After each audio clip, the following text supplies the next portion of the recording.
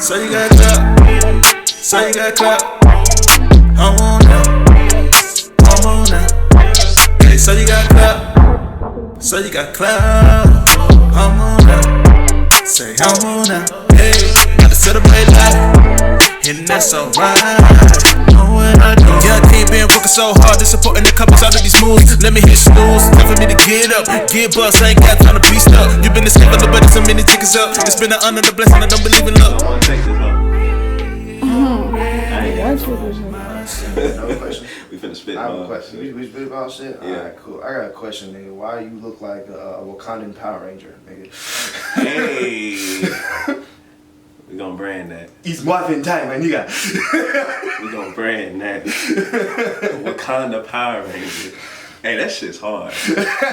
That is hard. You recorded that? You get that? Good, cause I want that. A Wakandan Power Ranger. I'm finna kill Comic-Con next year. What's that? I'm finna kill Comic-Con. It's morphin' time, nigga. Yes, yes, yes, yes. The whole time. It's more of the time like this. Just sitting here in the changing screen, just. You gotta do this till the suit come on. Oh, You morphed to sicko mode. Oh, Travis Scott. oh. Alright, wait, what? You what, funny. You funny. I'm not funny, bro. Yeah, you are. Okay. Alright, now, that was the prelude to the actual interview. Now you finna do the actual interview. What up? Ladies and gentlemen, on this episode of So You Got Clout, the podcast, it is my honor and my privilege. You're talking to one of the hottest up-and-coming comedians in the city of Atlanta.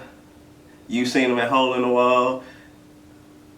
You probably like the biggest host that they had. You probably like had the best run the host had there so far. I guess. Yeah, don't be humble. I suppose. We're not gonna be humble today. Bro. You get in the big room. We're gonna talk about that a lot later on. Man. Yeah. I done known this cat for 3 years, man. He gave me a shot when I was still trying to do comedy. It's not my lane anymore. But we go back like four flat. Ladies and gentlemen, my guest today, the Neiko Smith.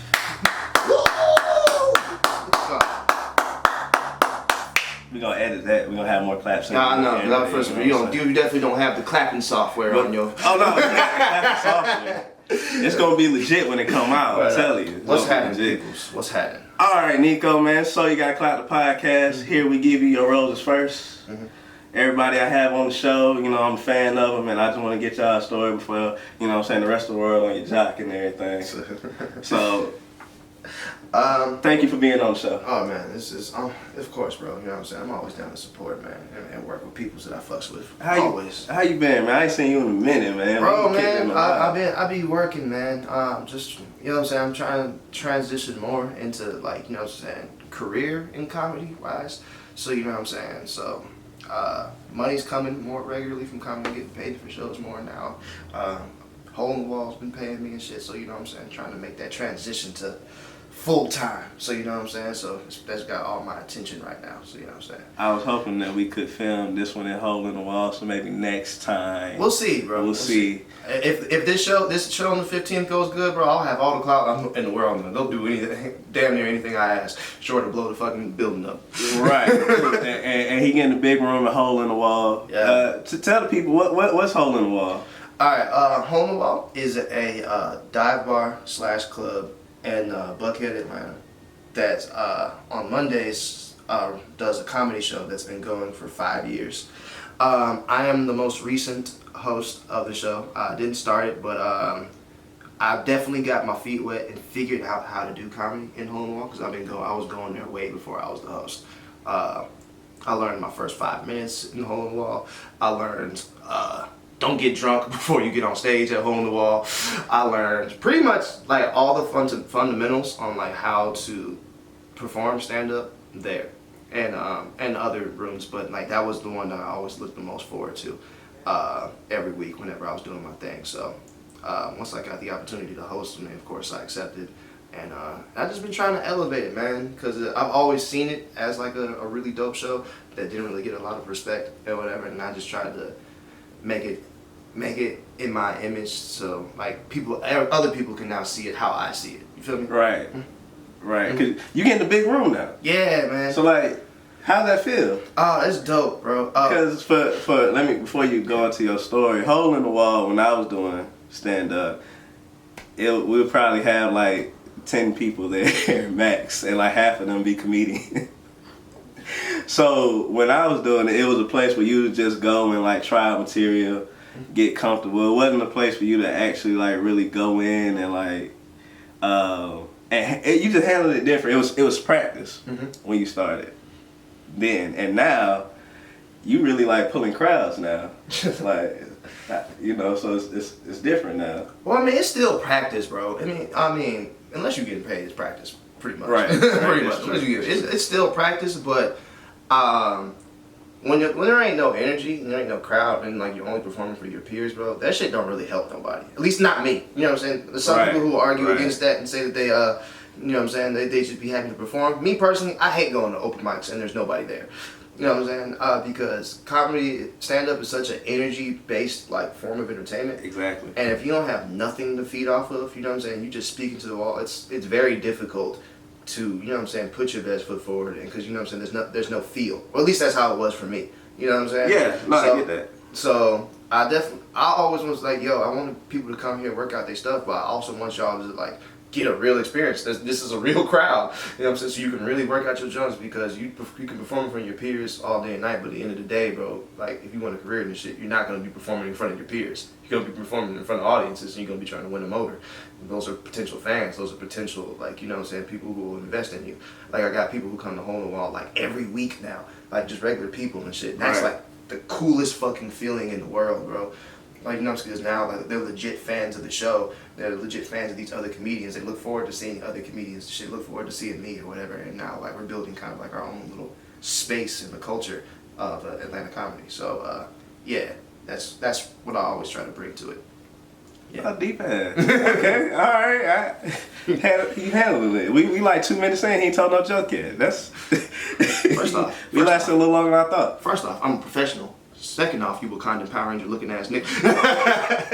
We gonna hashtag Wakanda Power Rangers for this shit. What color is that? This nigga's magenta. This nigga the same color. You got Blues Clues and magenta in your shit. You should have said nothing, nigga. I was trying to be professional. Look at you. Look at you. You did this. I didn't do this. Nah. This the energy I wanted for this one. I want all the smoke. Big facts. Tell me a joke then, motherfucker, since you're a comedian, motherfucker. Tell me a joke. Yo, hairline, nigga, that's a joke. Motherfucker. Nah, people, These Air Max Shacks that you got on, nigga, that's a joke. You ain't even wearing shoes. Cause I'm at home, nigga. Motherfucker. I'm at home. I'm wearing shoes. I'm saying, I am in my humble abode. And you look like it. You damn like right. You ain't going nowhere. No, I do got some errands to run, but that's why I got sweatpants on. Fuck y'all niggas. But anyway. Shit, as a comedian, how often do you still get that? Like, oh, you do comedy? Like, tell me a joke. I hate that shit, man. That's why I asked you that. Cause I know. Cause like I used to like not mind and shit, but like, you know what I'm saying, as like I'm kind of getting like, I almost like brag, like kind of getting like noticed and like known a little bit more. Because of some of these opportunities I've had recently, like Tabernacle. I performed at Tabernacle a few months ago. That was pretty cool. Okay. From a second time. And like, crowd? Oh yeah, it was like 200, 300 people. Something okay. Like that. Yeah. I just hate that shit, man. Cause it's like, cause I always respond in the same way. It's just like, what do you do? What do you do? What's your day job? I work at a warehouse. Work at a warehouse? All right, work at a warehouse for me right now. That's how I feel. That's precisely what it is. It's like, I'll tell you to flip me a burger right now. Exactly. You tell me you work at McDonald's or something. Well, make me a sandwich then. It's an extreme misconception that comedians want to joke all the time. We do not want to joke all the time, nigga. As a matter of fact, comedians usually are assholes who don't want to joke with you at all. Yeah. They don't want to joke with you if they tell these jokes because this is the only way that they can know how to communicate. Yeah. It just happens to be funny. Yeah. So like, nah, leave comedians alone. Please bro. stop asking people just because they tell you they're a comedian to tell you a joke. Exactly. You want to see a joke, come to the show. Basically, I'll play along sometimes. It's really a mood thing, but sometimes you get you. Sometimes but like all the time, like. Yeah. I don't want to joke with you niggas all the time. Leave me alone. It's like you got nephews or nieces or some shit. You want to play with them little niggas all the time? No. Eventually you get tired. You're like, all right, leave me alone. But they want to keep on playing and shit. Now I gotta throw you down the stairs. Leave me alone, right. little nigga. I got a daughter. I don't want to play with ass. Hey, see, you feel what I'm saying? You feel what I'm saying? Hiding in the bathtub. You know what I'm saying? Daddy, you done? Yeah, almost. I'm in there watching video. Exactly. Same principle. I love you, baby. But let's start. We're gonna take it back a little bit from the beginning, Mr. Smith. You're half black and half Mexican. I am. You have a famous hashtag, Mexican Negro shit. It's not famous, but yeah, I do. It will be famous. You got to speak it to the listeners. You get in a bigger room, man. You good. You are established. You are here now. I'm not, but okay. Yes, you. That's why you're on the show. We are here now. I suppose. All right, we here. What was it like? What was it like your childhood like, and how did that lead you to start like doing comedy? Like, where you from? I'm definitely from. I was born here. I was born in Atlanta. Grady, baby. Grady Hospital. Shout out to Grady. Yeah, really. People from Atlanta like to say you was born in Grady as like a point of pride, like you're not really from Atlanta unless you was born in Grady. But what they're really saying is they were born without insurance because Grady's a shithole.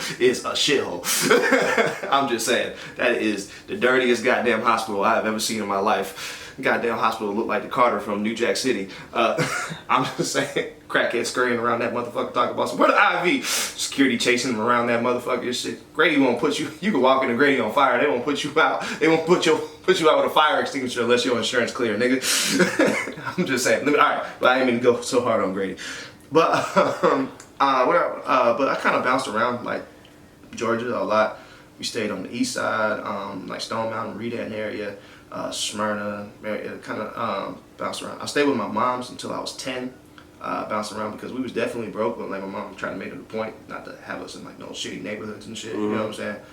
But so you know what I'm saying. We definitely were in good neighborhoods. Just you know what I'm saying. Just hot water was a problem. You know what I'm saying. Electricity from time to time. So when you walked in, you wasn't no the candles was lit. We was just like, all right, cool. Doing my homework's about to be a pain in the ass. You know what I'm saying? When you know you ain't got no hot water, but you see your mama boiling them pots of water, you're gonna take that scalding bath. You gotta stand there. Yeah, exactly. You know what I'm saying? Cut that shit with hot water. Cold water. Gotta let it sit for a second. Yeah, but experiences like that, you know what I'm saying? Cause like a lot of people, when I tell them like I'm Mexican, they ask me like a bunch of like stupid ass stereotypical questions and shit. It's like, man, my mama's Mexican, but she basically just a nigga that happens to kind of speak Spanish. It's like, you know what I'm saying? It's I like how you define that. Yeah, I mean, because my mom, like I said, she was mostly had black friends and shit. You know what I'm saying? I grew up mostly around black people, even though my mom was Mexican. She said she's only ever been with black dudes. You know what I'm saying? So like, I never really had like a trip. I guess like a stereotypical Mexican experience. Upbringing. Yeah, I'm saying. Besides the food, Mom Dukes definitely threw down with the Mexican food because to this day, I can make some tortillas and tamales from scratch if I wanted to. You know what I'm saying? That's where the real Mexican my real Mexican is in the food. But till 10, I was a little badass little kid when I was staying with my mom. So if I was like 10, 11, my mom moved to go stay to live with my dad. My dad lived in Gwinnett, way out in Lilburn and shit. Way out. Way out there. Gwinnett is over there. Way out there. Out there. Way out there. Yeah. So then I stayed with him until I finished college and shit. So it was definitely different because my dad is like, man, whatever you think of like a stereotypical black father, my daddy was that. Fucking name a black father, Julius from Everybody Hates Chris, he was that nigga. Uncle Phil, he was all them niggas rolled up into one. Hard ass, stern ass nigga, man. Asshole. But you know what I'm saying? But he definitely taught me how to be a man and shit. So, you know what I'm saying? You win something, you lose something. You know how it is. But like I said, that kind of got like that dichotomy because like my parents were never really together when I was a kid. But like I stayed with my mom for 10 years, stayed with my dad for 10 years. So you know what I'm saying? So yeah, you got that. Yeah, kind of time. Like, yeah. So not like a combined experience, but like you know what I'm saying, half and half. But that I learned how to combine later on. This dude Trey, Boys in the Hood. basically. Except for I went from staying in back. My dad actually had a decent little house and he actually was making good money out in there and shit. You know what I'm saying? So I actually went from you know what I'm saying, borderline poor to like pretty good middle class. You know what I'm saying? Yeah, pretty good middle class and shit. And also like it was just me and my dad, so I was like I had like space and shit. Yeah. It was weird. That's the one thing I did have Mexican. You know what I'm saying? Yeah, it was hella people in my goddamn mama house. That's facts. A family? Yeah, had family. What was the total? At its worst, nigga, there was, hold on. It was me, my brother, my sister, my mom, stepdaddy. Then my godmama lived there. And then, wait, hold on. Then my cousins was there all the time. And then my uncle was there. And then they always had people over. You know what I'm saying? There's so many people in that house, nigga. I had to sleep on the stove. There's only warm place left.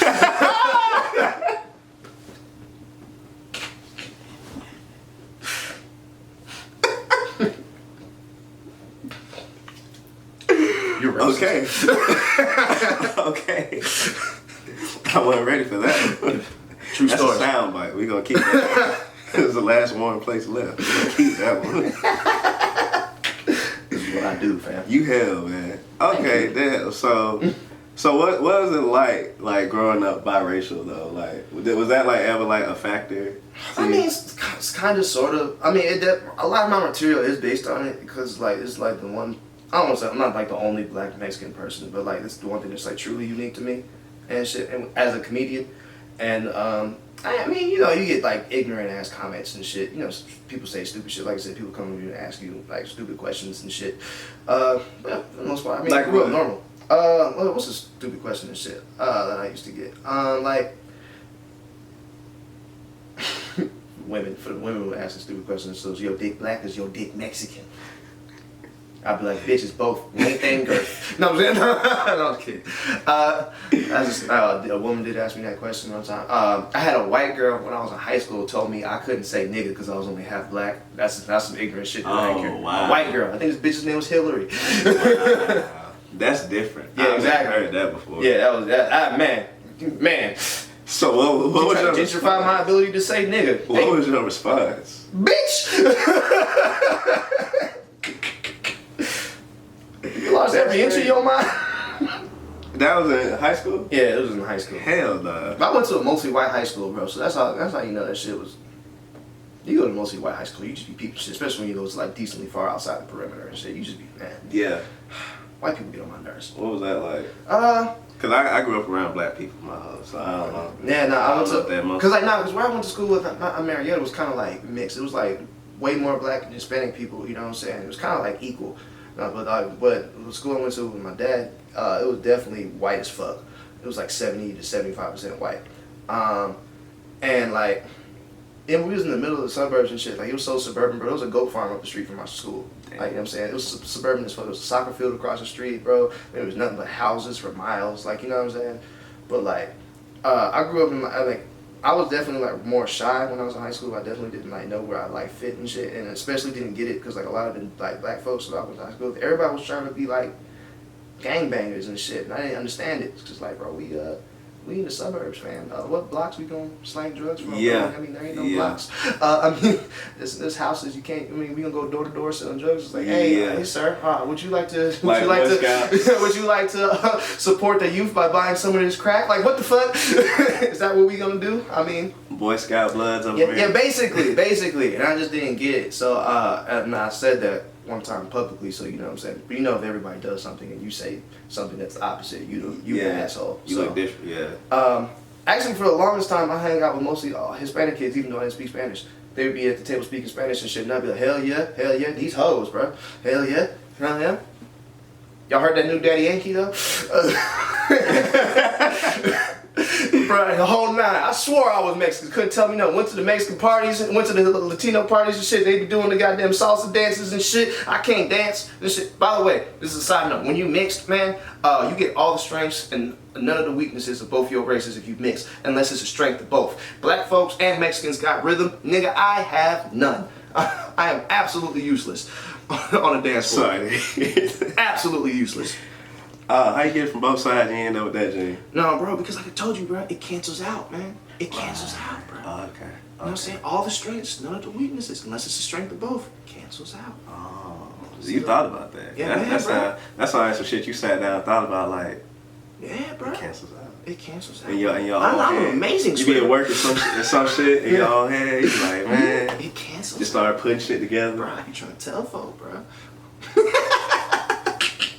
But nah. Okay. The real interesting shit is like how the climate is being black and Mexican in the Trump America. That's the real shit. That's where like a lot of my like people fuck with my comedy because like of the climate right now. I borderline kind of want this nigga to get reelected because that gives me 4 more years to talk shit about being black and Mexican in his America. It's good for your comedy. It's good for the art. It's good for my comedy. It's definitely terrible for the fucking country, but this country ain't never did shit for me. Y'all kiss my ass. No, I'm just kidding.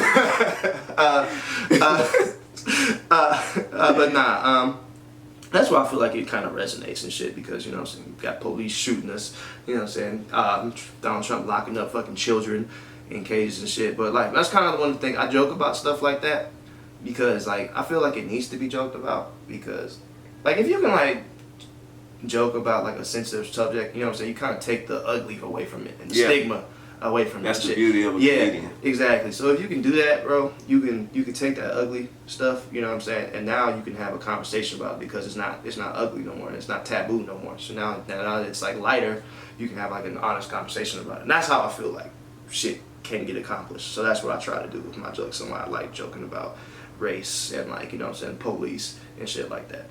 Because for one, I mean, this type of shit that's actually happening, and for two, it's just like, yeah, bro, let's take the ugly shit about it so something can be done about it. And you just answered one of my questions before I got a chance to ask. Cause I'm cerebral, nigga. Yeah, we here, we on point. Cause I was definitely gonna ask you, like, being black and being, you know, Hispanic, how that living in America today, how does that translate? Having to get, all right, on this side we got police killing unarmed black men. On this side, we got, you know, kids being detained and families being broken up at the border, people being detained who already live here and have built whole lives. Shit crazy, bro. Getting ripped for their family. They had the roadblocks on goddamn Buford Highway, bro. Like stopping people. You get it on both ends. And shit, bro. It's bugged. Yeah, so I was wondering how that would affect you. It's and bugged. You went ahead and jumped the gun. So that's cool. That's cool. It flowed naturally. I like that. Because I'm an intelligent ass nigga. Yeah, we here. We flowing. Indubitably. We gonna do the whole rest of the interview. I can ask no questions. You gonna talk. And I'm just gonna be over here checking off shit. Like, damn it, I was gonna say that. I was gonna say that. Make sure you get my volume in this camera, nigga. I'm doing this shit on purpose. Because I just got this, you know what I'm saying? This is recent. No, I was kidding. Took a lot of work. No, I'm just it did. It did. Nigga, I got shit with biotin in it. I don't even know what that shit is, but that shit worked. Let me stop. Go ahead. It's working. It's working. It's working. Nah. It's for your hair, skin, and nail shit. Big I know that because my wife is very earthy. Big facts. Yeah, so I know about shit like that now. But you went to college. What college did you go to? Man, my stupid ass went to culinary school, bro. Hey, okay. Nah, my dumb ass. I mean, because technically it was a college. It was credited as a college. They cordon bleu. The cordon bullshit. That's what that shit was, bro. That was a waste of what? You know what? I'm not gonna say it was a waste of 2 years of my life. It really wasn't. Because I had a fucking ball when I was there, bro. That was, man, nigga, I didn't learn shit. All I did was goddamn eat food, goddamn smoke cigarettes, and fuck around. Fuck around with some of the females. That's all I did. I didn't learn a goddamn thing. Sounds like the complete college experience. Yeah, bro. Because it was definitely a lot of fun, but not $40,000 worth of fun, nigga. How long was you there? 2 years. 2 years. 2 years. Yeah, 2 years. Okay. Like I said, I got to do some cool shit. Because of going to Cordon Bleu and learning culinary, because for a time I did really want to be a chef. Right. I was a sous chef at a fine dining restaurant here in Atlanta. I was a personal chef to the Hawks the year that they went to the East Championship. So that's back when we had Al Horford. 2015. Jeff Teague. 2014, 2015 season. Yeah, Jeff Teague and all them. You know what I'm saying? Shout out to Al Horford. He might not hear this, but Al Horford was the coolest motherfucker on the planet. He was always super kind, super polite. You know what I'm saying? Not an asshole. You know what I'm saying? You get like athletes are like assholes, but man, shout out. Al Horford was always ultra cool. He would talk to you like he was just anybody else. But fuck Jeff Teague. That nigga was lame as hell. Y'all did that Hispanic thing. You know what I'm saying? Jeff Teague, man, that nigga was such a bougie ass nigga, bro. That nigga would speak to you. He was like, bro, you not even 5, nigga. Really? Yeah. I got an autograph. You 6'1" bastard, nigga. I'm taller than you. He signed on my jersey when I was high school. He was not cool at all. What about DeMarre Carroll? DeMarre Carroll was cool because he had a lot of jokey humor, like, you know what I'm saying, like asshole humor, but he was really cool though. Like, you know what I'm saying, he was like, hey bro, y'all niggas work for me. You know what I'm saying? But he would say it in a joking way. Yeah, like, nah, I'm just you knew he playing, was bro. fucking around. Yeah, I knew he was, because that's how I joke. So I wouldn't say he was cool. Yeah, and you a comedian, so That's what I'm saying. He can't be a sensitive ass comedian. Exactly. But besides, this nigga got big ass teeth. So if I wish this nigga would, I'll roast his ass, boy. Big teeth, big tooth bastard. Who else was on there? Paul Millsap. Kyle Korver. Paul Millsap. Kyle Korver. He was cool. He didn't really talk a lot. He was actually kind of real quiet. He seemed like a quiet guy. Yeah, real quiet and reserved. He just didn't really talk a lot. He would talk to the players and shit, but he would kind of just go do his own thing. Yeah. And Paul Millsap. Paul Millsap, kind of the same. He was cool, but you know what I'm saying. Never like disrespectful or no shit. Jeff Teague was disrespectful. I ain't like that nigga. I can see. He's the only one getting the smoke right now. This is like the year that we drafted. What's the Schroeder? Schroeder? Yeah, Schroeder was there, but he didn't really play yet. So you know what I'm saying. Yeah, he was cool. Yeah, Nigga played ping pong with niggas and shit. Oh, yeah, really? yeah, he was cool.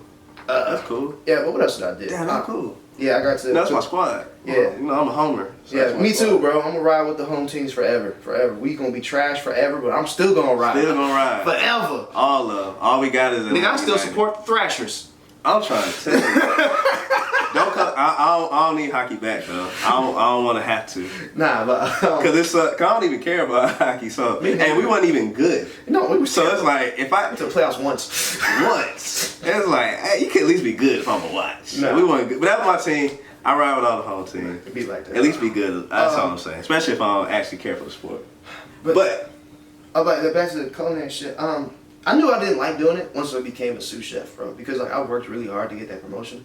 You know what I'm saying? And I was like, I really just put my head down and just worked because I knew I wanted that. But then I got it, and then I realized I hate this shit. You know that's what I'm saying? a hell of a time to realize you hate some shit. Basically. After a promotion. Basically. I mean, I don't know, bro. You ever like, think about it like this. You ever, you know what I'm saying? Even though your wife is here, you know what I'm saying? It's okay. You ever like tried your damnedest to fuck a girl? Like, bro, this girl bad. You know what I'm saying? I don't heard things about her, bro. I know that pussy gonna be fine, bro. I know it's gonna be fine. I follow you. Then you finally get it and you just like, that's basically what happened. Okay. You know? And a lot of dudes can yeah. gonna feel that analogy. It's like, damn, it seemed better in my head. This is what I was waiting for? Yeah. Okay. Mm-hmm. This was at Phil's Arena? This was at another. This was when I was a sous chef at that restaurant in Midtown. Yeah, bro. I just and then I always, cause I had been with my friends, some of my coworkers and friends. Like I said, we'd always sit back and just talk about doing comedy, maybe doing skits or starting a YouTube channel and shit. And you know what I'm saying? And I'm always like that person, bro. It's just like, bro, y'all hit me with ideas. Let's fucking do it. Let's make a plan. Right. You know what I'm saying? Let's just do it. But like, everybody was acting so apprehensive and shit, and like, you know what I'm saying? People scared. Yeah, people be scared, bro. And I'm not mad at nobody, man. It's just like, but that's just not for me, bro. If people come to me with an idea, you know what I'm saying, and they want to make shit happen, let's do it. That's my instinct. You came to let's do that shit. But my friends like at the time were on that shit, so I just finally just said, fuck it, I'm just gonna do it. So I went to Cloud9 when Tyler was still hosting. Tyler Doze was hosting, and I did my first set there 2014, like November sometime. As a matter of fact, it was the same night as the Mike Brown verdict. That's all I know. Yeah. Oh wow. Yeah, they announced the Mike Brown verdict, and Tyler had told everybody to say something about it when they went on stage. This was my first time ever on stage, and actually go back a little bit further. I actually found out about Cloud9 because once I realized like fuck it, I'm gonna just start doing comedy and figured it out. Right. I went to Uptown Comedy back when it was still on Marietta Street, just randomly. And Rodney Perry there, Tyler was there, and Ben Palmer was there. And I was just sitting in the crowd by myself, bought me a ticket, goddamn it. And Rodney Perry roasted the fuck out my ass because I was sitting by myself and shit. He was like, look at this lonely ass nigga right here. And I was just like, okay, cool. All right, cool. I'm just going to be roasted. I mean, of course, I was just laughing. Right. So, but then I went up to him after the show and said, because he was taking pictures, just like, yeah, I came by myself because I have an interest in doing stand-up comedy. I don't know how to get started. Yeah. So, it's harder than people think. Yeah, I had no idea how to go about getting started. But now, he took me to the green room with Tyler and Ben. Tyler was just like, yeah, bro, just come to my show on Monday. I came, and then been going ever since. So about to be 5 years in November. Look at God, man. Look at God.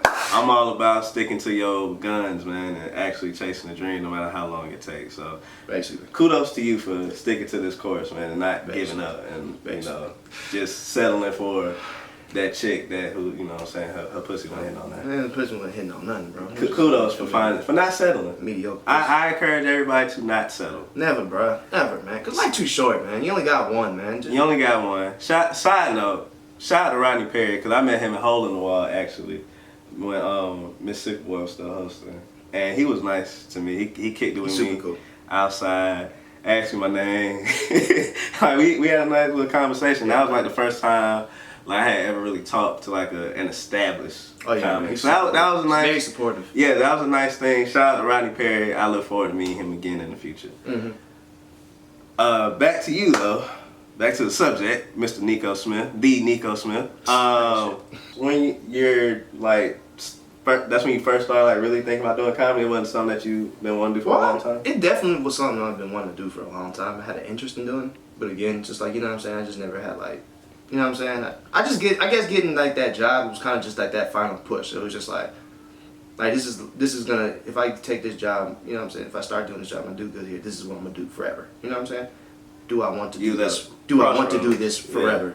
Yeah. Was the question I was asking myself. So I think that's what kind of was just like, you know what I'm saying, okay, so let's go finally just try this shit and see if I liked it. But like I said, that first time I was on stage, nigga, fucking euphoria. Nigga, really? Euphoria. I was just like, bro, because I actually did good my first time. And like I had like material written out, I proceeded to forget all of it. And then when he told me to tell that joke about Mike Brown or whatever, I was able to come up with something that was funny. I used to have the video, man, but it was in my old phone and that shit broke. But anyway, and I did. And a couple of those jokes I actually came up with, I kind of sort of still used today, just more and more refined. Like, you know what I'm saying? I was able to set a base, and I was like surprised I was able actually to do good. I did 10 minutes my first time ever on stage. Oh, wow. Yeah, I didn't even know that was like possible. Like, you know what I'm saying? So it was just like, once I was just like, I got that, I was like, I knew I can do this. Right. You know what I'm saying? So it was just like, yeah, it was over with after that. It was like, this is the shit I've been looking for. This is it. I've been sitting here trying to figure out what the fuck I really wanted to do and shit. And just kind of just been, maximizing like my job and shit, because like, why not? Why not try to like progress forward and shit? You can be here. I don't know if I want to do this forever, but I might as well try to, you know, get more money and progress. Yeah. You know what I'm saying? But like, nah, this is it. That's the shit I was looking for. What was your set about? What was your first set about? Well, like I said, the Mike Brown thing, that was the first thing Joey said. Because I remember I was watching like the news footage and shit, and one of the reasons why the cop got off is because everybody had conflicting stories and shit, and this was in the hood, so it was like everybody's like, I seen a cop roll up, he shot the nigga like 3 times, pop, pop, pop. I seen another police roll up, man, he hit him with a nightstick and shot him 4 more times, pop, pop, pop. And I was just like, damn, bro, like this is the one time in the hood where snitching is okay, and y'all fucked it up. We had one job. We had one time. Like, one time. Nigga, I seen you on First 48 the other day snitching because your nigga shoplifted. Like, bro, you couldn't do this one time? Got a kid's life on the line. Right, like, bruh. Like, and I remember, and I said something around there, and I actually got like a laugh, and I was just like, and then, you know what I'm saying, I was super nervous and super like, you know what I'm saying? Of course. Yeah, but like, then it kind of just like, the weight was lifted, and I was just trying to have fun. What's the name? I don't remember what I said after that. I was saying, you don't remember like what you had written down before then? Like, nah, what like you I go said, in there with? You don't remember? I don't remember. I don't remember. Like I said, fucking probably 5 years ago. Yeah. Yeah. Yeah, I don't remember. Like I said, I used to have the video, but like shit was in my old phone and that shit got broke. So it happens. Happens to all of us. We all done lost some videos on the phone, and we wish we had back. Yeah, it is what it is. But no, just not to say like, you know what I'm saying, I just came out the gate swinging, nigga. I proceeded to bomb my ass off for the next like 2 or 3 months, everywhere, until I think about like 6 or 7 months when I was just like, okay, I got like a 5 minutes that works. You know what I'm saying? Because like I would hit the open mics regularly all the time. Right. That I could with my work skills, because I was still working at another fine dining restaurant, just as like a regular like line cook. So I was still working mostly at nights and shit. So like I'd get off. I think I was off. I'd get off late Tuesday, go to Union EAV. That's back when they had an open mic, a late night open mic. I'd go there, work out jokes. Hole in the Wall, I would go there because, like I said, I could get off of work, and it was around the corner from Hole, so I'd go straight there. I was off Wednesday, and that's back when the Improv was still in Atlanta. Oh man, the Improv was so dope because they used to have their open mic on Wednesday, and then goddamn that shit used to be packed, and then you could still be in there, goddamn, like feeling like you were a real comedian and shit. Yeah. And they would pay you if you brought people. That was the real dope shit. Yeah. So I finally had like my first set, and I got my first video from the improv there, and like, you know what I'm saying, it was like a little 5-minute clip, and I was just like, yo, like this, like people were actually like laughing and like having fun. So it's like, bro, I could do this shit. Yeah. Like then I went on tour with Mag's bitch ass. Shout out to Mag. No, do not shout out Mag. Oh, fuck that nigga. Okay. Yeah. Trials and tribulations, goddamn. I will say this. For people who don't know, Mag Jackson is a scammer. He has scammed so many people out of money, food, just a all around deceitful ass nigga. Take niggas on. This is a true story. Before me and my group of people who went on tour and hooked up him, there was a nigga that he took on tour all the way to New Mexico. They were supposed to get paid for the show. From like out of Atlanta to from Florida to New Mexico. Uh-huh. From Florida to New Mexico. They did the show, right? Mag took all the money, used the money to buy a car, and left the nigga that he brought with him in New Mexico. There would be nothing in this world that would stop me from killing you, bro. I will beat bro. I'll slap your mama to find you. Fuck that. This is the type of nigga I was on tour, but I didn't know this at the time. Right. Let me just say it like that. So yeah. I didn't know neither. Yeah, but the one thing I will defend him on, he definitely showed me like a career path in comedy. Because like he was a full-time. He's, as far as I know, he still is a full-time comic. So like he showed me like, you know what I'm saying, how to like build a network, build a like, you know what I'm saying, a following, and how to like maneuver on the road and shit, and like how like different jokes and shit work at different places and shit, and like I learned a lot from the nigga. You know what I'm saying? When he was like, you know what I'm saying, being genuine, when he wasn't trying to like fuck people over. I had to find out about all the fucking people over shit, and that's when I had to stop. Yeah. You know what I'm saying? But yeah. But like, you know what I'm saying, in my first year, bro, I got to go on like a 12 state tour, like, bro, like, you know what I'm saying, in my first year. Damn, that's crazy. Yeah, that's a blessing. It was. I got to feature. I got to open up at a comedy club in Florida. You know what I'm saying? I've been doing comedy like 9 months. Like, bro, shit was dope. Yeah. Yeah. And you seen all these different places. It's all kind of these different places. Like, bro. Yeah, you already kind of reaping some sort of benefit. Yeah, man. And it's not even, and it was like when I was on tour, especially that one in Florida, because we went to Gainesville first. Did a show, because you know Gainesville, that's where Gators play. Florida Gators. Florida Gators play. So we did the show there, hung out there, you know what I'm saying? Like that, like 3-4 days was like some like the best 3-4 days of my life, bro. That shit was amazing. Did the show there, found a way to finesse our way into a Big Sean concert. That was weird, whatever. Did another little open mic that we had found along the way. That was like a general open mic and shit, where they had like people playing music and shit, but we still managed to work out a set. Got to do that shit at the comedy club. One of our shows fell through because apparently we were supposed to go to Miami, but like the show fell through and shit. But man, no one Mag's bitch ass. That probably was never a thing in the first place. Okay. Yeah, bro. It was like after that trip, it was just like, it's not so much that I can do comedy, like a career in comedy is possible, and that can really fucking happen. Like I can do this shit, and this could be like my job and like my life, like you know what I'm saying. And that's what, like, if I had any apprehensions about like stopping or anything, it was completely dead after that. That's what's up, man. Give me a story from like your time in Florida, those 3-4 days. I was like, that made it some of the best times of your life. Well, I mean, it was kind of like how just everything just kind of played out, like just being there. Yeah, I got to open up for this lady, this nice older lady named the Tennessee Trap. She's a comedian, you know what I'm saying, who tours regularly. And you know what I'm saying, I got to open up for her, which is like, well, first off, it's like a credit, so that's cool. And it was a credit in my first year. But second off, I got to get like some game from somebody who's like obviously way before, because she's been doing comedy for like 40 fucking years, like, you know what like, you know what I'm saying. And so just that experience, and this was a real comedy club, like, you know what I'm saying, Off the Hook Comedy Club in Naples, Florida, and like this is my first time ever performing in a comedy club, and I actually did really good, like, you know.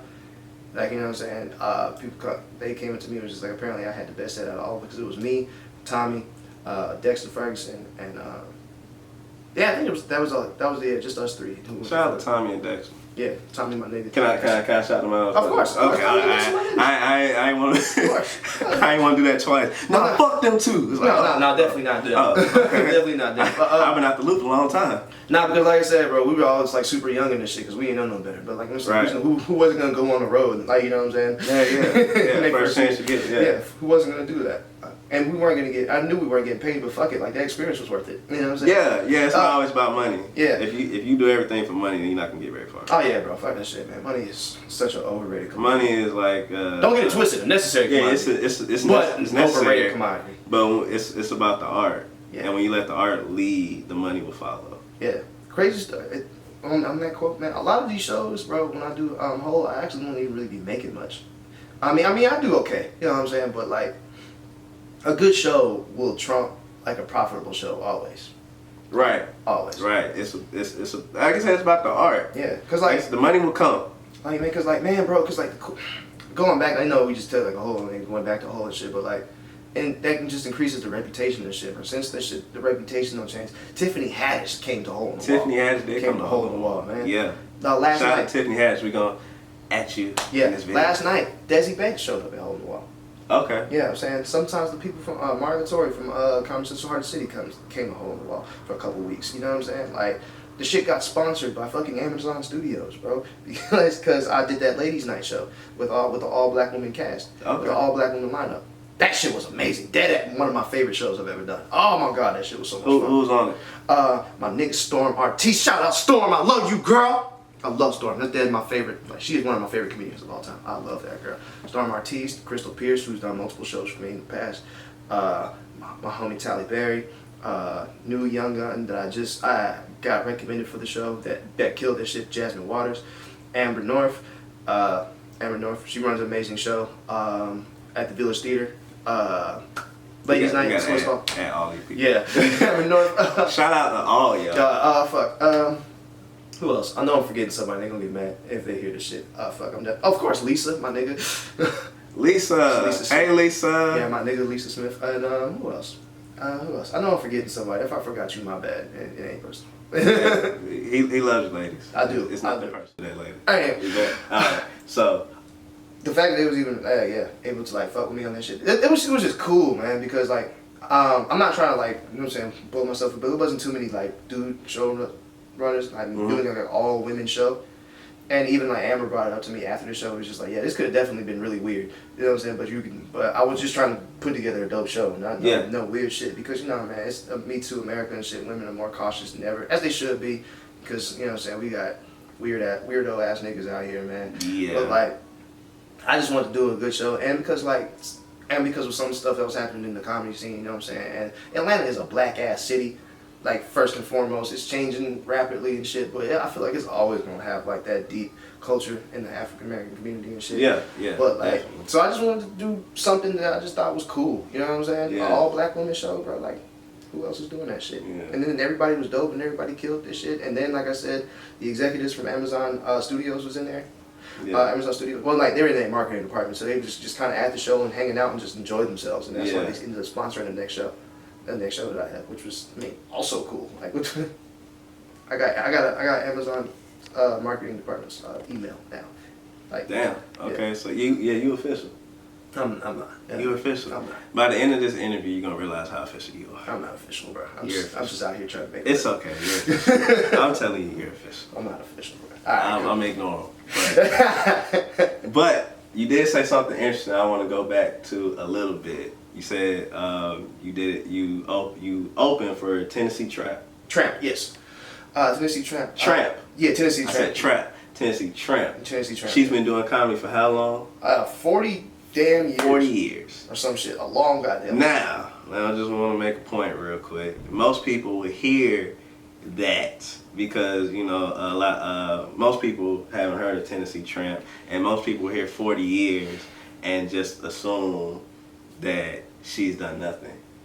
You know? But people have to realize in comedy, just because you're not Kevin Hart or Tiffany Haddish, you can have a whole life, whole career, travel, being paid to do what you love to do. It's not all about being in the spotlight. Right, you know what headliners get paid at comedy clubs, bro? A grip. Yeah, but it depends. Okay. It depends on your network and your shit and shit. But like, bro, but a lot of places they don't go below $5,000. You don't have to be. You don't have to be Kevin Hart or Martin Lawrence or Dave Chappelle, Chris Rock to be an established comedian. Yeah. I know she's living very well. Oh, she's the doing fact fine, she's bro. touring. She's chilling. And She's doing, you know. She's doing that shit because she loves doing it. Because she loves doing it. Yeah. And I'd rather do that than work a job that I hate, you know what I'm saying, working at. Even if like it's security, but like it's not really security because there's no peace of mind, man. That's why I fucking hate. Man, bro, this day job I have right now, man, I'm praying I need this show because if this show goes good on the 15th, bro, because like the big thing is because I get paid based on the bar sales, right?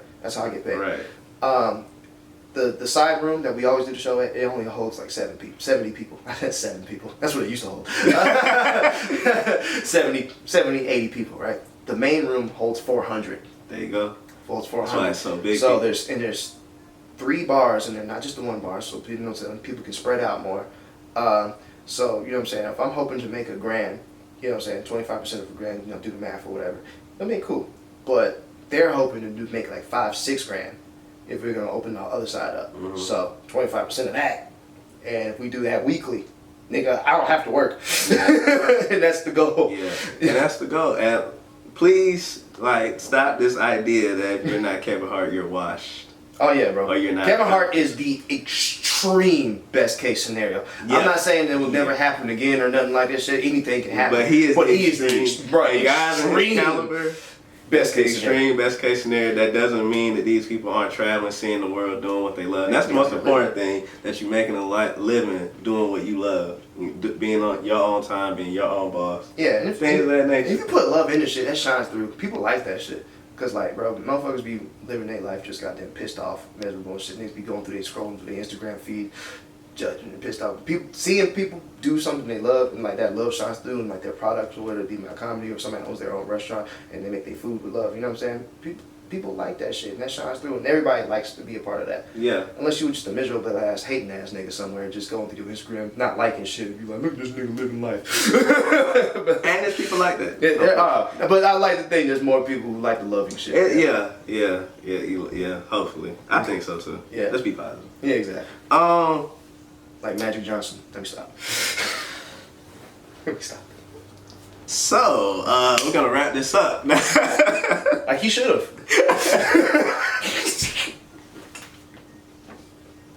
I mean.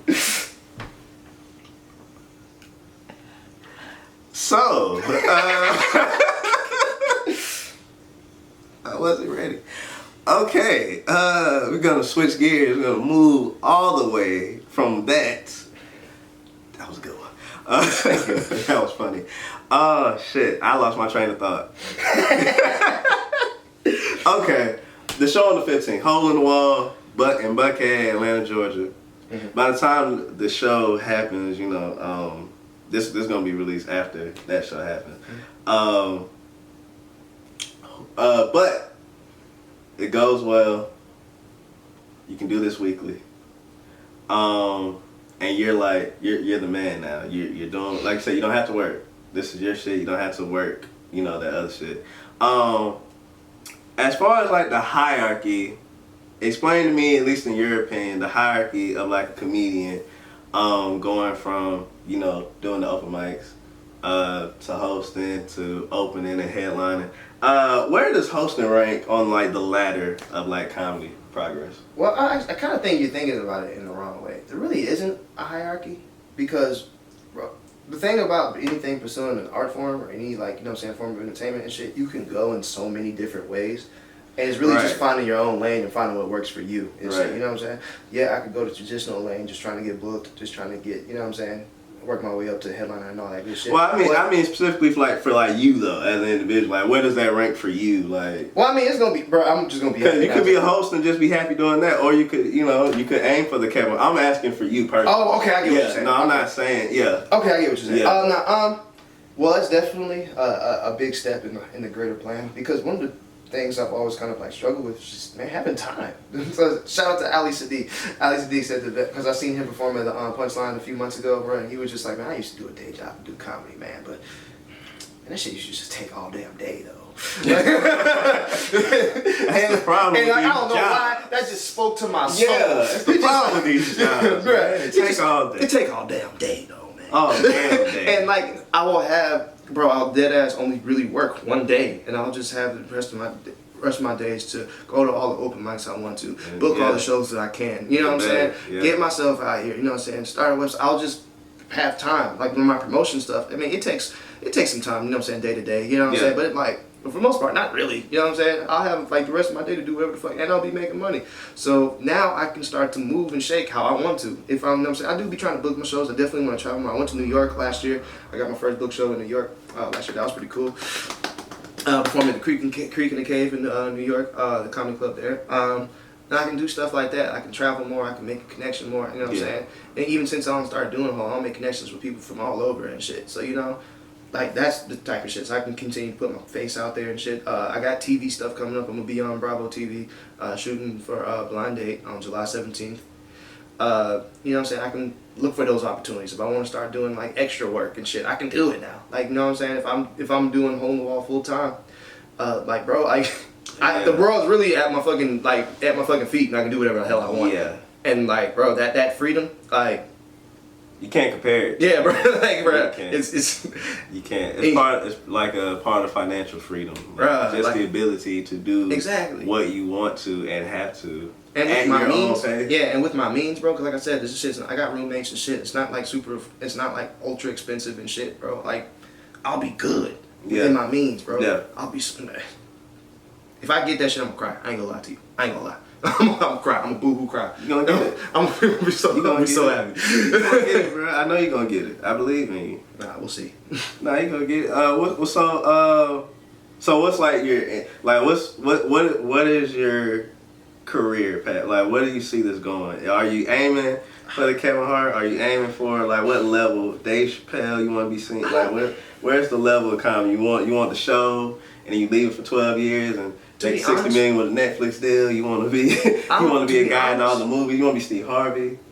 Fuck what Steve Harvey. Big tooth motherfucker. Hosting 5 shows at one time. That would be awesome. That would be awesome, bro. To be combination, honest, like what we looking at? To be honest, bro, I don't really have expectations, man. It's not so much that I don't make goals or whatever. I definitely say, growing Hole in the Wall has been a goal. You know what I'm saying? Right. You've done that, obviously. Yeah, getting on TV, getting more credits is a goal. Traveling more for comedy is a goal. But you know what I'm saying? But like, opportunities just come when you're doing stuff like this. So it's kind of hard to say. You know what I'm saying? Like, I don't have like, I want to be on like Saturday Night Live or some shit like that. You know? Like, I didn't know I was gonna get an Amazon plug. You know what I'm saying? Yeah. I didn't know that I was gonna be on TV. Somebody hit me up with that opportunity. You know what I'm saying? And I just maximized it. So, to be honest, man, if I can get that, I'm just gonna just ride the wave and just see where it takes me, bro. While I'm doing like my traveling more and continuing to grow the show. That's the main thing I focus on, and then the stuff that comes for that, like, you know what I'm saying, if a dope opportunity comes, I'm just gonna, if I feel like it'll be dope, I'll maximize it, man. If I get to go on tour again, that would be nice, but I want to make sure it's like financially viable, because I'm not gonna drive to like no goddamn show for like $50 and shit that all Americans do. I'm not fucking doing that. Yeah, we passed that. I'm not so much as past that. And I feel like a lot of comedians feel like you have to do that shit, like it's a rite of passage. Nah, bro, fuck that. Like, bro, you don't have to do that. You know what I'm saying? Nah, bro, do the shit. Make the shit viable for you, man. And you know what I'm saying? You the one bringing the product. Goddamn, like, make the shit viable. Yeah. And like, you know what I'm saying? And I mean, I ain't never gonna be like a super duper like popping person on like Instagram and shit, because I fucking hate social media. I really only use it to promote my shows and promote anything that I'm on. But and I'm they use it for, at least you're using it for exactly. the right tool. Yeah, but like I use it as a tool. I really, because I'm borderline. I don't want to say I'm a private person and shit. I just don't like. You know what I'm saying? I'm not that type of nigga to take selfies and shit and be like, at the store. I'm not that nigga. Like, you know what I'm saying? It's just like, I'm just pretty much just gonna ride the wave, bro. Whatever it takes me, and if it brings me something dope, I'm gonna maximize it, man. That's all I can really say. I like that answer. That's a good answer. I fuck with that. What's up with the Bravo show, Blind Date?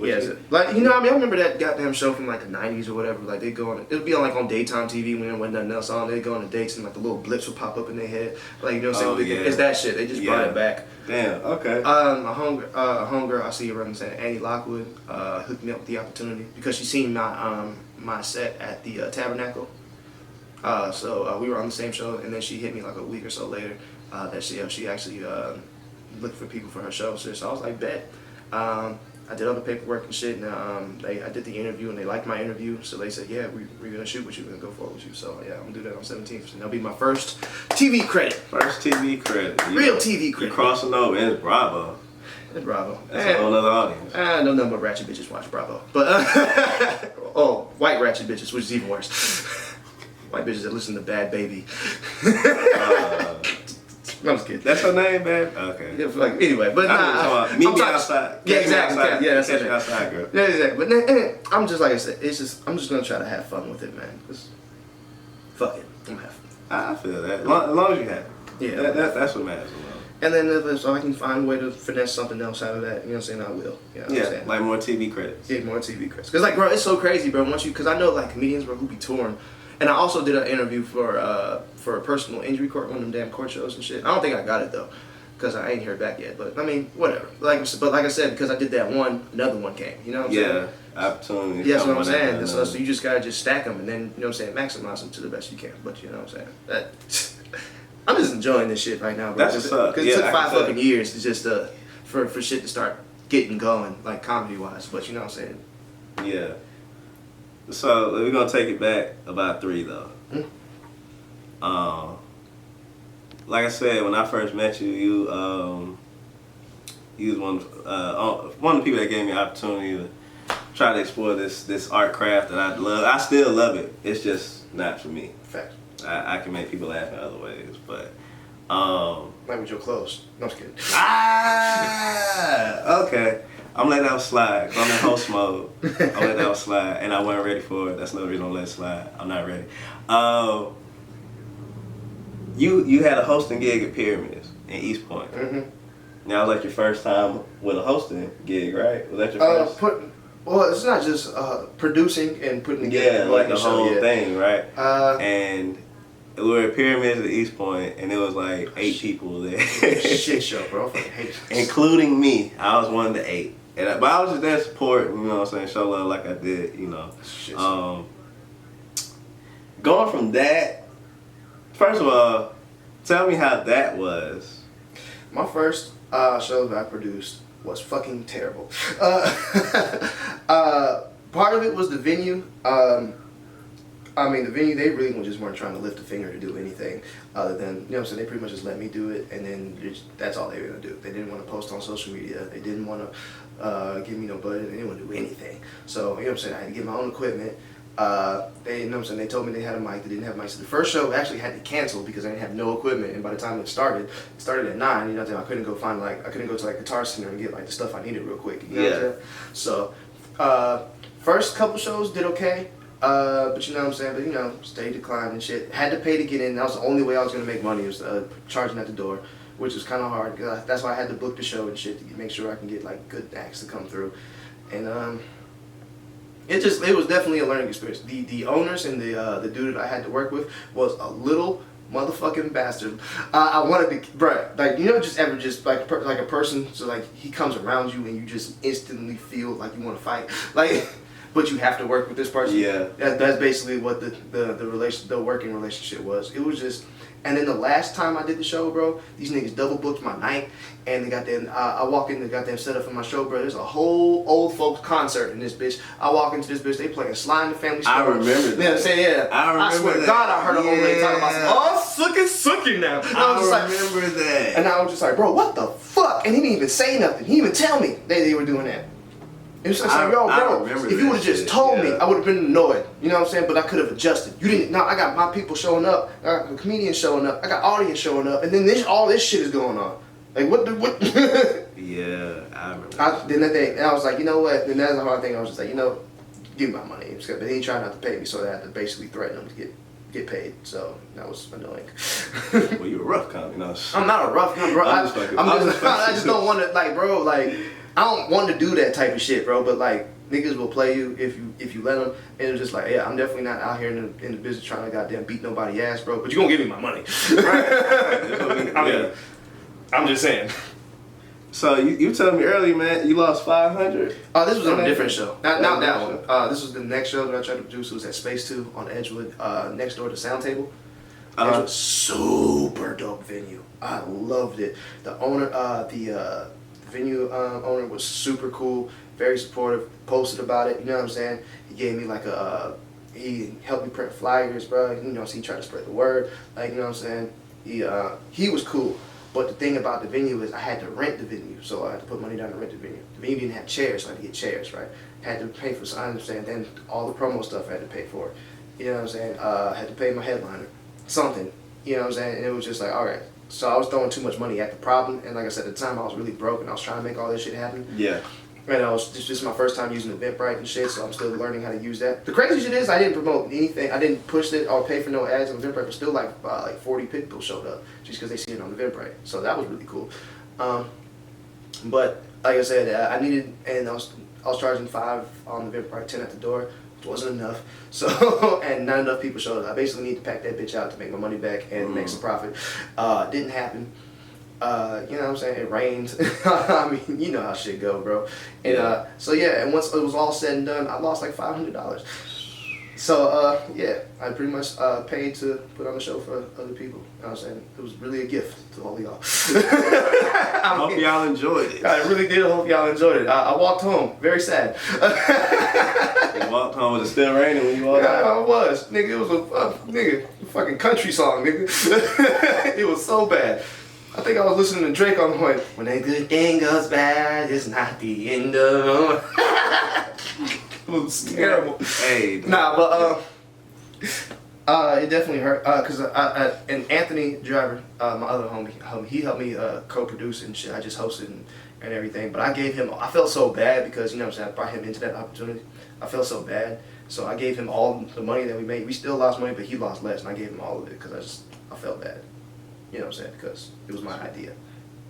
Your real friend? He didn't know that shit, so you know what I'm saying. Yeah. I just That's real though. That's real. I just felt bad. Yeah. But thing about it is learning experience. Every failure is a learning experience, man. You gotta take them L's, bro. You gotta take them in stride. They gonna hurt. They supposed to fucking hurt. But what is the best teacher? Pain.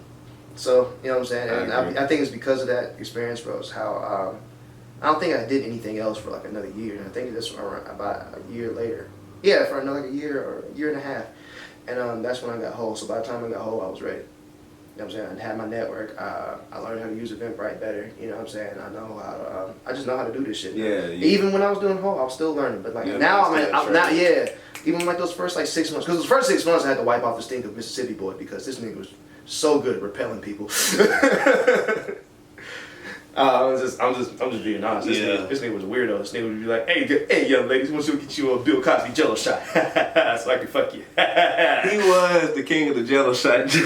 He was the creepiest nigga I have ever. Can you imagine? Look, camera people. Can you imagine a grown ass man in his 30s walking around with fake gold chains, flip up glasses, you know them goddamn hats that flip up right here, and the fucking connected gold rings like they wear and fucking Do the Right Thing. In the fucking 80s, he wore this shit in 2017, nigga, and walk around with a boombox. A boombox. This is a grown ass man.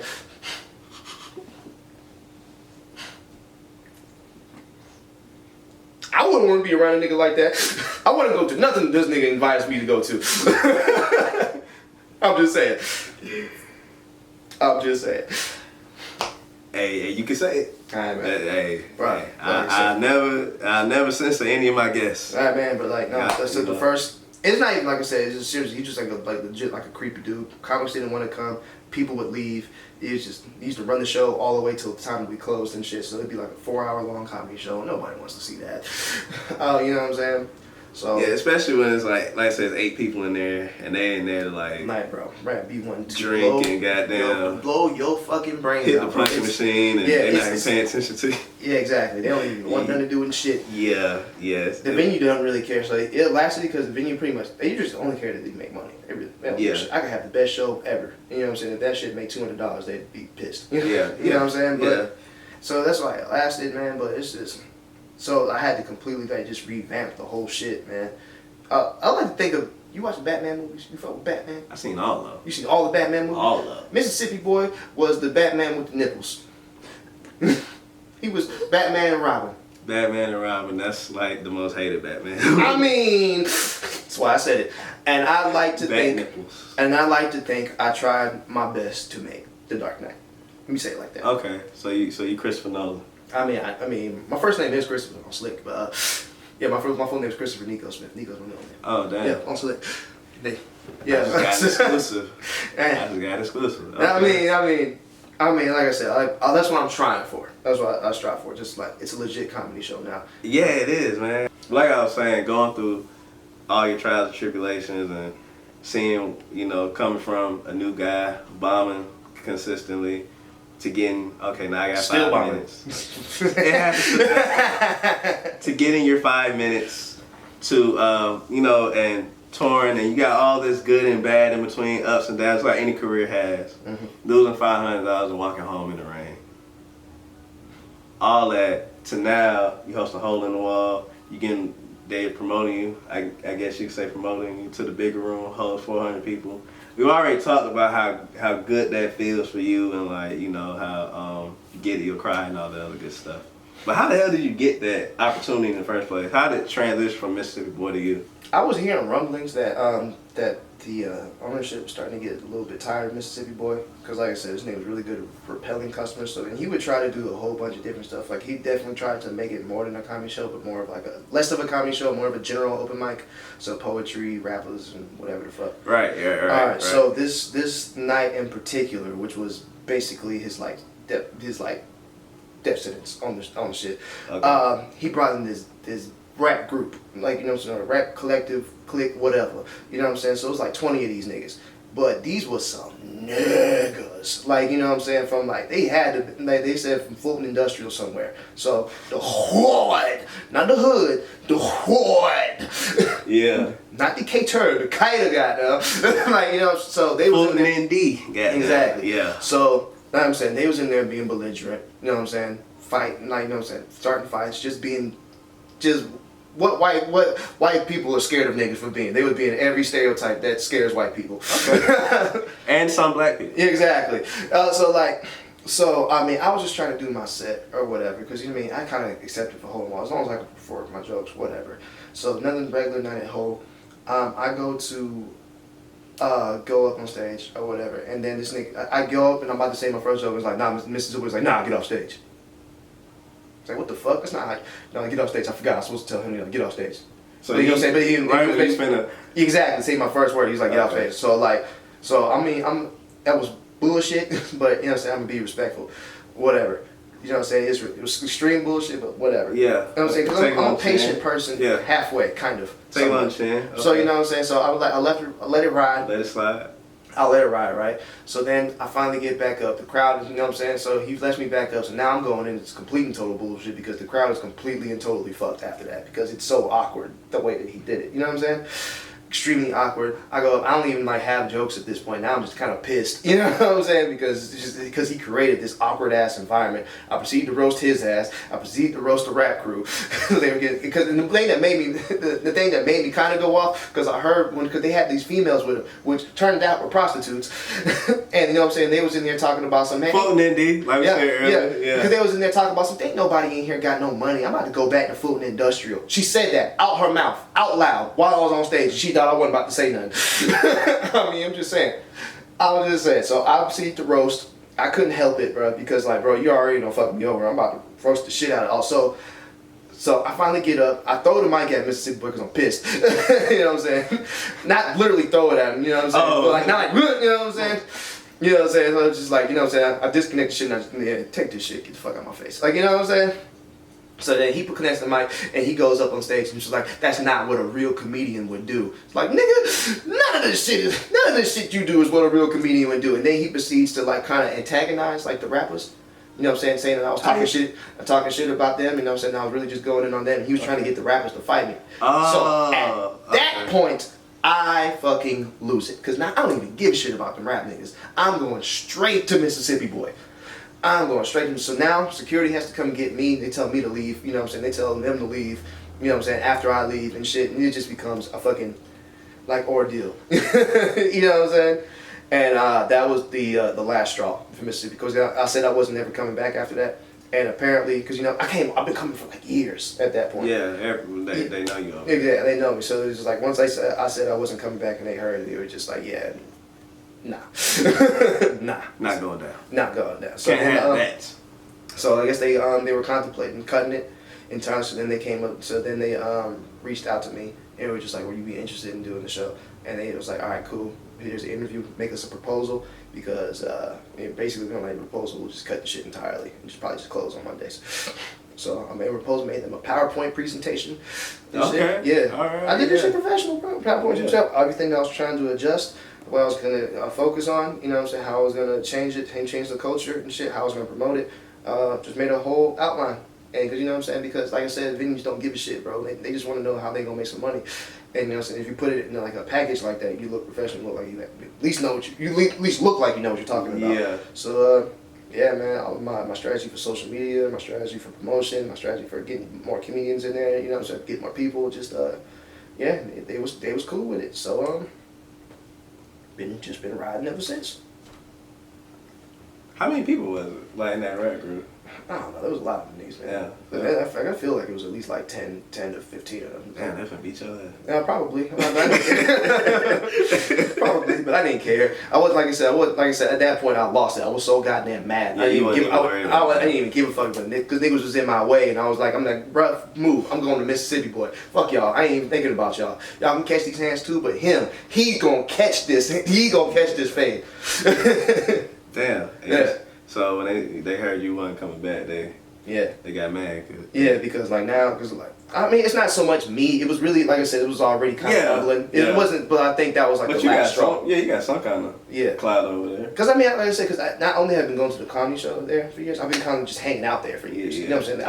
Okay. I would go there to like drink, turn up. Outside of Monday. Yeah, outside of Monday. Yeah. So I knew all the bartenders, I knew the managers, I knew the owners. Like, you know what I'm saying? I just knew everybody because I was always there. Yeah. So I think once that was just you gonna repel the one nigga who's been coming through thick and thin, like, bro, what the fuck? I think that was like the last. Yeah, that was. I feel that. Damn. And now you here. How long ago was that?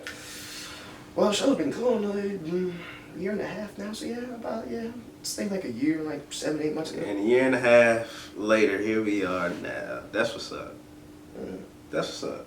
This nigga made like a YouTube video, goddamn, basically made like a diss track about me. Yeah, because he had some group called the Cognac Boys. I don't know if they still together and shit. And they had like a little visual podcast too. And they were just like, yo, this nigga, I heard a bitch.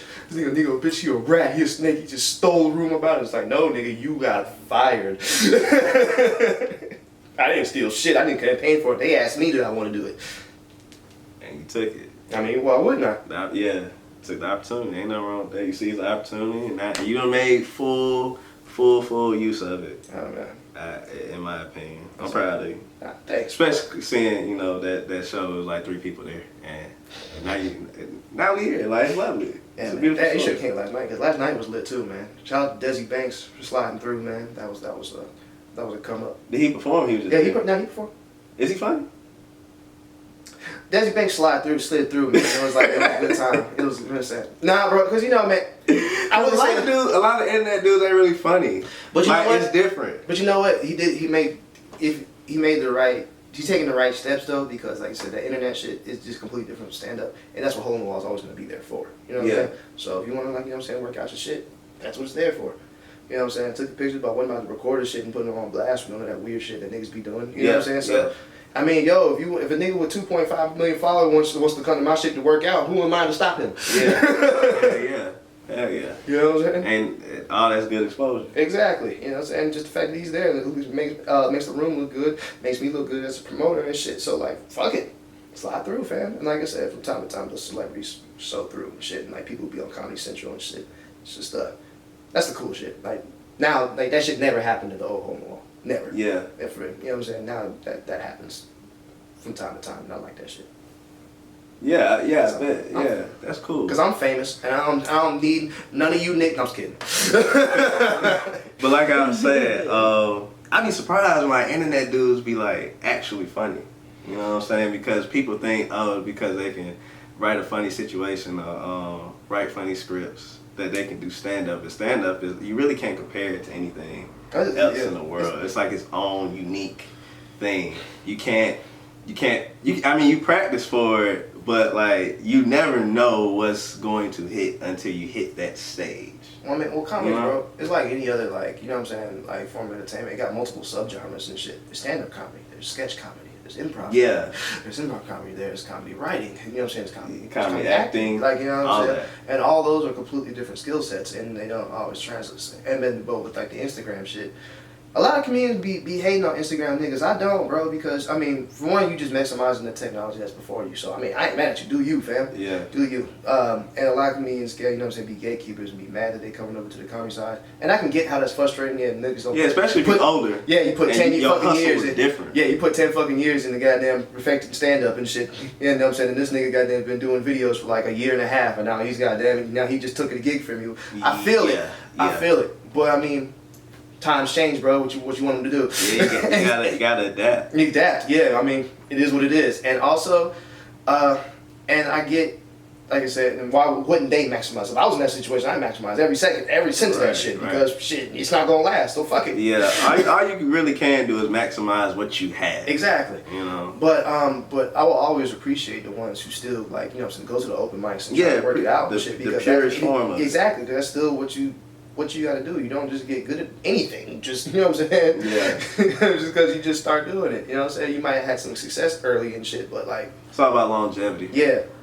You know what I'm saying? It's like a rapper who pops up, you know what I'm saying, who at 21 has like a #1 song in the fucking country and shit, but you don't never hear nothing from that nigga ever again. You know what I'm saying? Because, fucking hip-hop got a million goddamn one-hit wonders. Don't nobody remember Pop, Lock, and Drop It. What's that nigga's name? You know what I'm talking about. Huey, wasn't it? Yeah, Huey. There you go. It was just Huey, right? Yeah, I think, one song. There you go. Popped up, fell down. Don't anybody remember J-Quan? Hood out. Everybody in the club get tips. One song.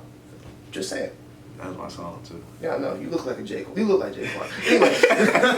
Anyway. Man, it is what it is, bro. I ain't mad at him. Just, you know what I'm saying, if y'all want to come out. Hole in the Wall is for everybody. So if you want to come in here and figure out stand-up, I got you. Let me say it like that.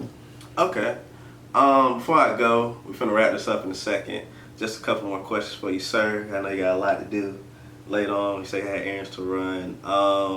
As far as like, I know they always ask comedians this in like, you know, the big interviews. How does the climate affect your comedy? Like, you know, we live in a very sensitive time. I feel like that's relative. Because I feel like there's always been, if you really pay attention and like look back at history, there's always been a group of people who's been against whatever was going on at the time. So I feel like sensitivity is relative. I think just because like things like social media and like it's just a change of the guard. People think differently now. It's probably more voices than ever, but I don't think it's necessarily more sensitive. So how does that like affect your comedy, if at all? Like, do you want to talk? Okay. It don't. I don't worry about offending nobody. I mean, the shit I choose to talk about generally isn't like inherently super offensive. Yeah, I make fun of the police and shit, but I mean, I'm not sitting here talking about go fucking kill all the pigs and shit. I'm not saying no reckless shit. Like, you know what I'm saying? Yeah. I'm making a joke. It's still true to you. Yeah, exactly. It's true to me, and I don't do anything like crazy with none of my jokes or nothing like that. So I really don't be worried about it. I don't. You know what I'm saying? Say anything reckless or weird. But I never really felt like I couldn't say anything I wanted to either. So you know what I'm saying? As long as you just kind of just being cool. I mean, I don't really worry too much about the climate or whatever.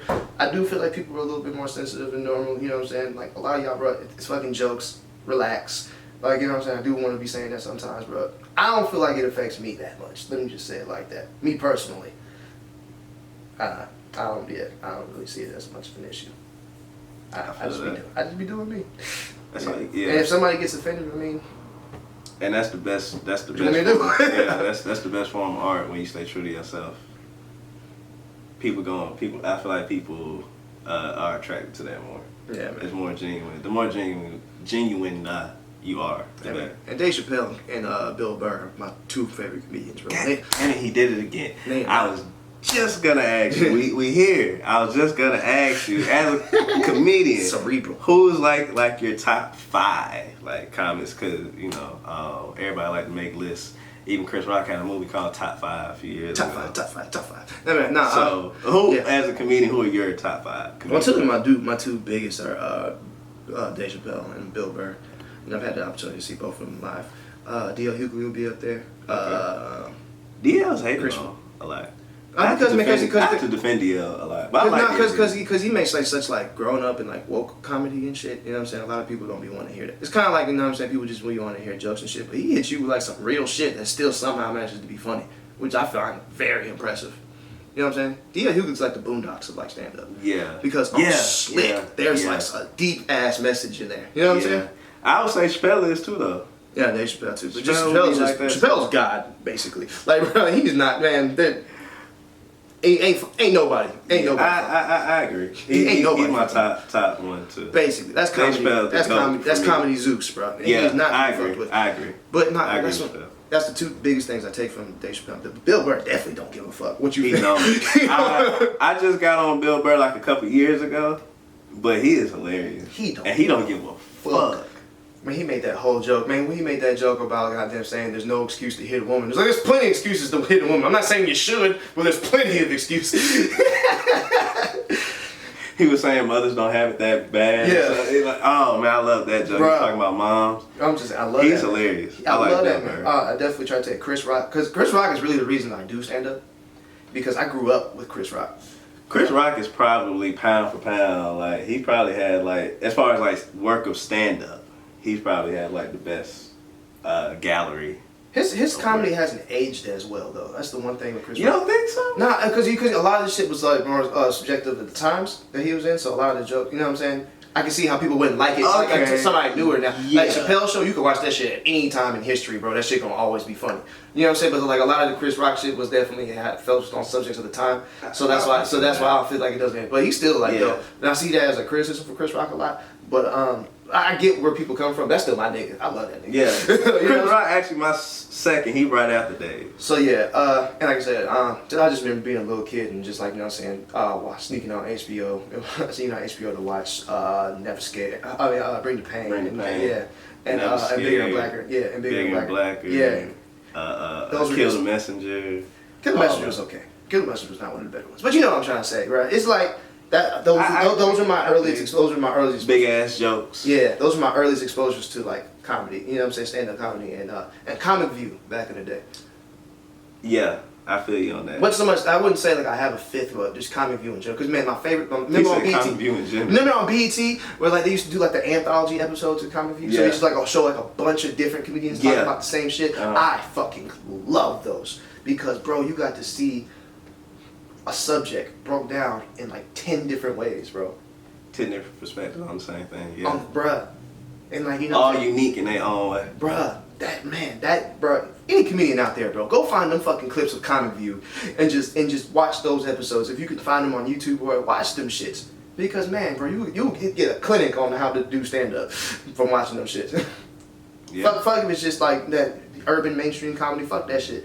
Like, you know what I'm saying, dog, you got one subject broke down in 10 different ways, bro. Like, what the fuck? That's like, man.